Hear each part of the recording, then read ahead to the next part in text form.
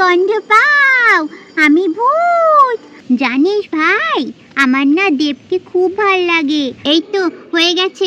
আ আ আ বন্ধুরা, তোমরা তো সবাই জানো যে এটা হচ্ছে আমাদের রাধার বাড়ি। আর এই যে দেখো, আমাদের রাধা এখানে বসে বসে আটা মাখছে, আর আমাদের পরিগুড্ডু এখানে পড়াশোনা করছে। না না না, শুধু পড়াশোনা করছে না তো, পরিগুড্ডু এখানে পুতুল খেলছে। তাহলে চলো দেখি রাধার আজকের গল্পে ঠিক কী হয়। জানো বন্ধুরা, ভালো করে নরম নরম করে রুটিটা মাখলে তবেই রুটিতে স্বাদ হয়। আমাদের পরিগুড্ডুর বাবা তো একদম নরম নরম ফোলা ফোলা রুটি খেতে পছন্দ করে। তার জন্যই তো আমি দেখো নরম নরম করে রুটি মাখছি ওদের জন্য। জানিস ভাই, আমার না দেবকে খুব ভাল লাগে। আমার কত দিনের শখ দেবকে বিয়ে করার। পরে তুই না স্কুলের হোমওয়ার্ক করছিলিস বসে বসে? স্কুলের হোমওয়ার্কের জায়গায় এখন দেবের গল্প কেন? এইগুলো তো পরীক্ষায় আসবে, পড় মন দিয়ে। হ্যাঁ মা, আমি পড়ছি তো। না মা, দিদিভাই বলছিল পল্লী দিদি দেবকে খুব ভাল লাগে। গল্প পড়া হবে দেবের গল্প, তুই এখন মন দিয়ে পড়াশোনা কর। ওমই দেখো পরীর বাবা এলো। হ্যাঁ পরীর বাবা, আমি রান্নাঘরে। রাধা, ও রাধা, রাধা। হ্যাঁ গো পরীর বাবা, এই যে। এই দেখো রাধা, কি নিয়ে এসছি আমি ব্যাগ ভর্তি করে। আরে বাপ রে বাপ, এই তো দেখি এক ব্যাগ ভর্তি ভুজিয়া। এত ভুজিয়া নিয়ে এসছো কেন পরীর বাবা? এত ভুজিয়া দিয়ে কি হবে? আরে রাধা, তুমি তো জানো রাধা, আমার ভুজিয়া খেতে কত ভালো লাগে। প্রত্যেক দিন সন্ধেবেলা হোক কিংবা সকালবেলা চা দিয়ে দুটো মুড়ি দিয়ে ভুজিয়া দিয়ে মেখে খেতে হা হা হা কি যে ভালো লাগে। এর জন্য রাধা একদম বেশি বেশি করে এক ব্যাগ ভর্তি ভুজিয়া নিয়ে আসলাম। হ্যাঁ, সে তো নিয়ে এসছো বুঝলাম, কিন্তু এই এক ব্যাগ ভুজিয়া যদি ছেলে মেয়ে দুটো একবার জানতে পারে যে তুমি এত ভুজিয়া নিয়ে এসছো, তাহলে কিন্তু চুরি করেই সব খেয়ে নেবে একদম। এত ভুজিয়া খেলে পেট খারাপ হবে না? আরে রাধা, তো কি হয়েছে বলো তো, বাচ্চা মানুষ, ওরা তো একটু খাওয়া দাওয়া করবেই। এক কাজ কর রাধা, তুমি এই ভুজিয়ার কোটোটা একটা বড় একটা উঁচু জায়গায় রেখে দিও, যাতে বাচ্চা দুটো নাগাল না পায়। হ্যাঁ হ্যাঁ পরি বাবা, তাই তুমি ঠিকই বলেছো। এত ভুজিয়া নিয়ে এসছো, এত ভুজিয়ার বাচ্চাদের দেখাবো না। এই ভুজিয়াগুলো একটা কোটোর মধ্যে ভরে আমি একটা উঁচু তাকের ওপর রেখে দেব, যাতে ওই দুটো নাগাল না পায়। পলি দিদি, পলি দিদি শুনতে পাচ্ছিস? বাবা এক ব্যাগ ভুজিয়া নিয়ে এসছে। হ্যাঁ রে ভাই, আমি শুনেছি বাবা খাবার জন্য এক ব্যাগ ভুজিয়া নিয়ে এসছে। পলি দিদি, পলে মা ঘুমিয়ে পড়লে আমি আর তুই ভুজিয়া চুলি করে খাবো। হ্যাঁ পলি দিদি। ভাই ভাই, তার আগে কিন্তু দেখতে হবে মাম্মাম ভুজিয়া কোথায় রাখে। হ্যাঁ পলি দিদি। গুড্ডু পরির বাবা, তুমি কটা রুটি খাবে গো? কটা রুটি বানাবো তোমার জন্য? আরে রাধা, আমি তো বলতে ভুলে গেছি রাধা, আমি না এই বেলা আর কিছু খাবো না রাধা। আমার বন্ধু আছে ভোম্বল, আমি ওদের বাড়ির থেকে আলুর পরোটা খেয়ে এসেছি। সে কি গো, আমি বাড়িতে তোমার জন্য এত কষ্ট করে আটা মাখলাম, এক্ষুনি রুটি বানাবো, তুমি তোমার বন্ধুর বাড়িতে গিয়ে খেয়ে এসেছো? আরে রাধা, তো কি হয়েছে রাধা, তুমি আটাটা মেখে এক জায়গায় ঢাকা দিয়ে রেখে দাও রাধা। এটা দিয়ে রাত্রিবেলা রুটি করে ফেলো, রাত্রিবেলা খেয়ে নেব, এখন আর কিছু করতে হবে না। ও আচ্ছা, তাহলে ঠিক আছে। এই এই এই আটা মাখা ধুয়ে রাত্রিবেলা আমি রান্না করে নেব। তোমার আবার কি হলো বাবা, তুমি এখন আবার আমার পাশে এসে বসলে? না না মা, কিচ্ছু হয়নি, আমি এমনি এসে বসলাম। আচ্ছা চলো ঠিক আছে।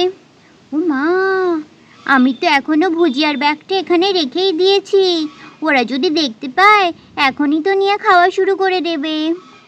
এই ভেবে বন্ধুরা আমাদের রাধা রান্নাঘর থেকে ভুজিয়া রাখার কৌটো আনতে গেল।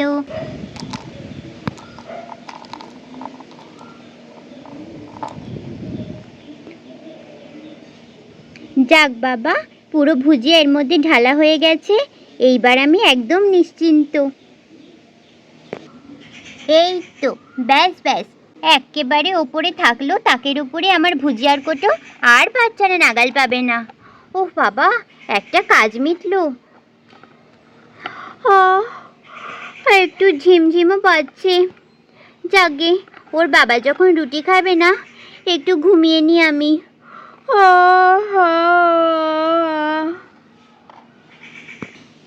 কিন্তু এদিকে বন্ধুরা, আমাদের গুড্ডু তো সব দেখলো যে রাধা ওদের ভুজিয়ার কোটো ওখানে ওপরে তাকের মধ্যে রেখেছে।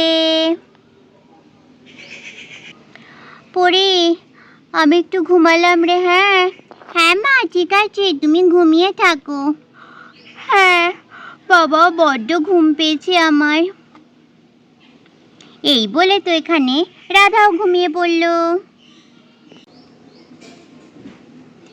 ভাই, এ ভাই, এ ভাই, হ্যাঁ লে পলি দিদি, দেখেছিস মা কোথায় ভুজিয়ার কোটো রেখেছে? হ্যাঁ পলি দিদি, ওই দেখ পলি দিদি, ওই তাকের উপরে রেখেছে, সবুজ কোটোয় রেখেছে ভুজিয়া। আরে তাই নাকি? তাহলে এইটাই মায়ের সিক্রেট জায়গা। মা এখানেই ভুজিয়া লুকিয়ে রাখে, আর আমরা একটুও খুঁজে পাই না। হ্যাঁ পলি দিদি, তাহলে চল পলি দিদি, এইবার আমরা একটুখানি প্রাণ ভরে ভুজিয়া খাই। হ্যাঁ রে ভাই, চল। পলি দিদি, ভুজিয়ার কোটো তো দেখ পলি দিদি, অনেক উপরে, কিছুতেই তো আমাদের হাত যাবে না। হ্যাঁ রে ভাই, তাকে তো কত উপরে, আমরা কি করে পারবো ভাই? একটা আইডিয়া এসছে ভাই, এক কাজ করি চল, আমি তোকে কোলে নিই, আর তুই ওখান থেকে ভুজিয়ার কোটোটা পেরে নে। হ্যাঁ পলি দিদি, ঠিক বলেছিস, তাহলে পলি দিদি তুই আমাকে কোলে নে। হ্যাঁ হ্যাঁ, আয় এক্ষুনি আয়, তুই আমার কোলে আয়। দেখো বন্ধুরা, পরি তো এবার গুড্ডুকে কোলে নিয়ে নিয়েছে ভুজিয়ার কোটো পাড়ার জন্য। পলি দিদি, আর একটু উঁচু করে ধর পলি দিদি, আর একটু তোল আমাকে। আমি আর কত তুলবো, আমি আর তুলতে পারছি না তো, তুই একটু লম্বা হ না। আমি আর কত উঠবো রে পলি দিদি, আমি তো আর উঠতে পারছি না। আরে ওঠ, ঠিকই রে, ওঠ, ঠিক পারবি, ওঠ ওঠ। দাঁড়া, উঠ না দিচ্ছি, দাঁড়া, পাচ্ছি ভুজিয়ার কোটো। পারবি ভাই, ভাই পারবি ভাই, আর একটু ওঠ ভাই। হ্যাঁ পলি দিদি, এই তো উঠছি, দাঁড়া। এই তো হয়ে গেছে। আ আ আ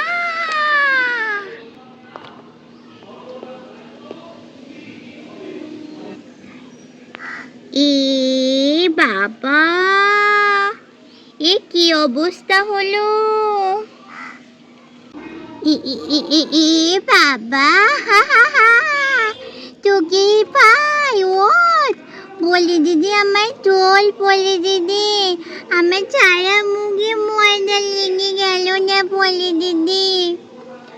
তাও যদি আমল দুধ হতো, তাও তো ভালো হতো, চেটে খেয়ে নিতাম, ময়দা কি করে খাবো? এ ভাই ওঠ ভাই, তোকে তো পুরো ভূতের মতন লাগছে ভাই, ওঠ ওঠ। ভাই ভূত হয়ে গেছে, ভাই সাদা ভূত হয়ে গেছে। পলি দিদি, হ্যাঁ, এ ভাই তোকে না পুরো ভূতের মতন দেখতে লাগছে, জানিস তো। এ দিদি, তাহলে এক কাজ করলে চল দিদি, ভূত সেজে এক্ষুনি মাম্মামকে ভয় দেখায়।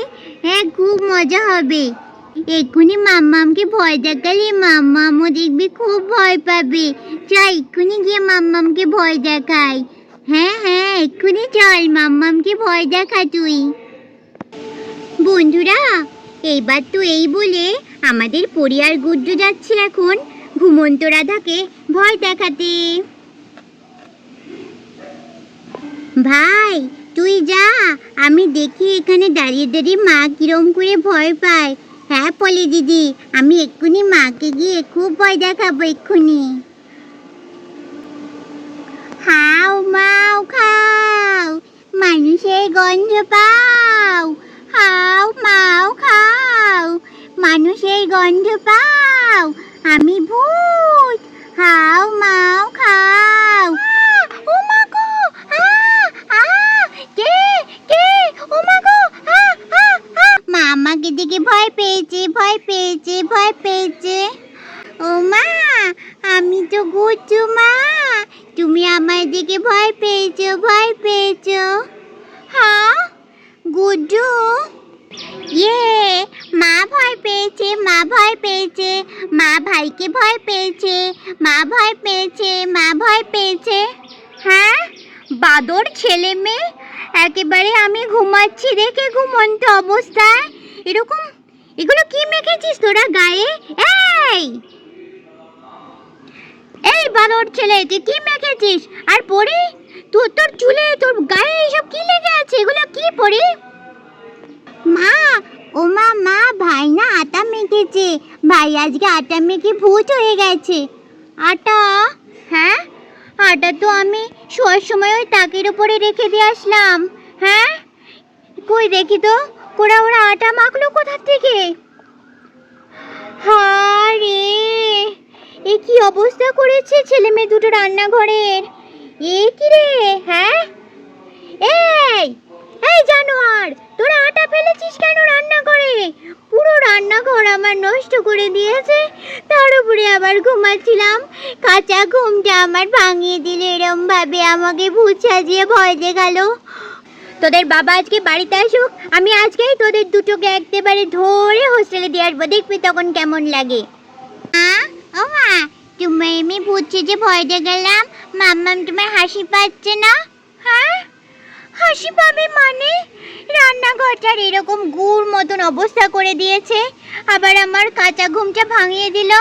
নিজেকে এখন চান করাতে হবে ছেলেটাকে, আমার নাকি হাসি পাবে। চিন্তা করো ভগবান, আমি কোথায় যাব এই দুটোকে নিয়ে? বন্ধুরা, মাম্মামের একটু হাসি পায়নি।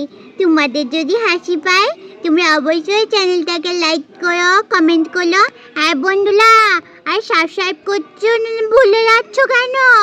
আমি কিন্তু তোমাদেরও ভূত সেজে ভয় দেখাবো বন্ধুরা। তাহলে আজকে মতন টাটা, দেখা হবে নতুন ভিডিওতে। হ্যাঁ তাহলে আজকে মতন টাটা।